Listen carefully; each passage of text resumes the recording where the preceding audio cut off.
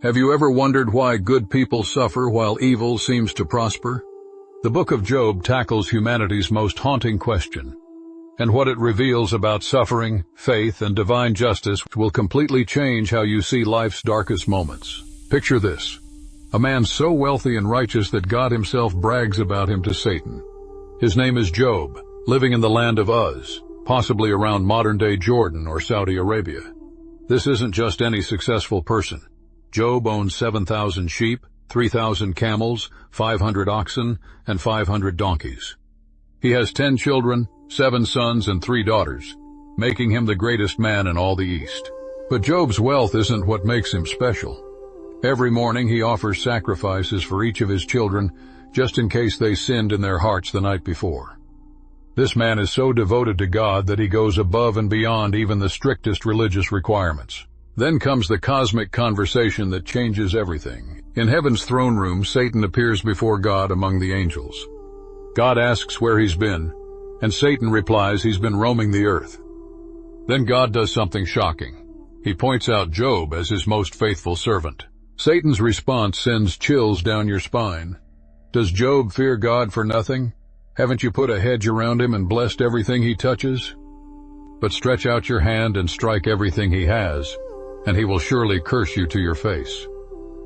God accepts this challenge with one condition: Satan can touch everything Job owns, but not Job himself. What happens next unfolds like a nightmare. In a single day, 4 messengers arrive with devastating news. The Sabaeans steal his oxen and donkeys, killing the servants. Fire from heaven burns up his sheep and shepherds. The Chaldeans raid his camels and murder more workers. Then comes the crushing blow. A great wind collapses the house where all 10 of his children are feasting, killing them instantly. Job's response? He tears his robe, shaves his head, falls to the ground, and says, "Naked I came from my mother's womb, and naked I will depart. The Lord gave, and the Lord has taken away. May the name of the Lord be praised." Even in unimaginable grief, Job doesn't sin or blame God. But Satan isn't finished. He returns to God's presence, arguing that Job only stayed faithful because his body remained unharmed. Strike his flesh and bones, and he will surely curse you. God permits this second test, allowing Satan to afflict Job with painful sores from head to foot.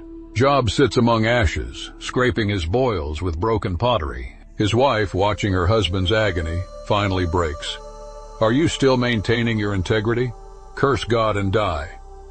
Job rebukes her, saying, "Shall we accept good from God and not trouble?" Enter 3 friends, Eliphaz, Bildad, and Zophar.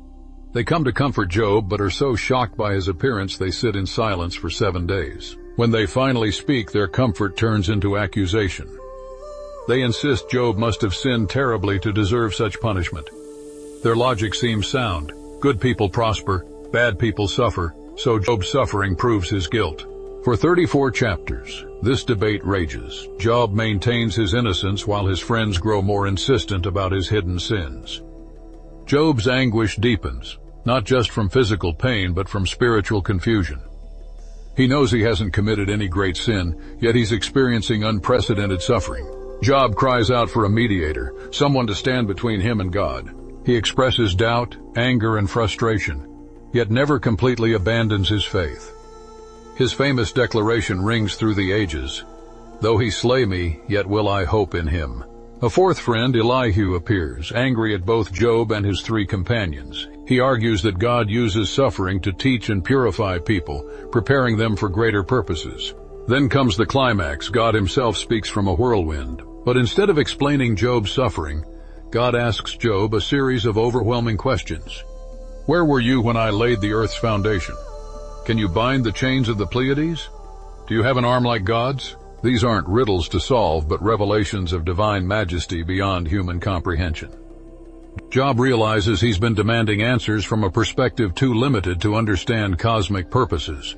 Job repents of his presumption, and God restores everything double.